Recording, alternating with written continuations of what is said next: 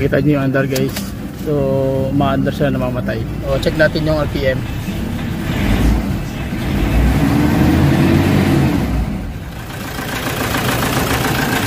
Makalog siya kasi. So fuel pump open circuit, so electrical ang issue. So hanapin natin ng paraan to. Tsaka large leak, so sa ACB to problema. So ngayon guys, nakita natin na ACB walang tao, so grounded at short circuit siguro yung linya nito. So ngayon ito yung crankshaft, nakita rin namin sa wakas, sumakit talaga yung ulo ko nito dahil ang problema is yung linya nito.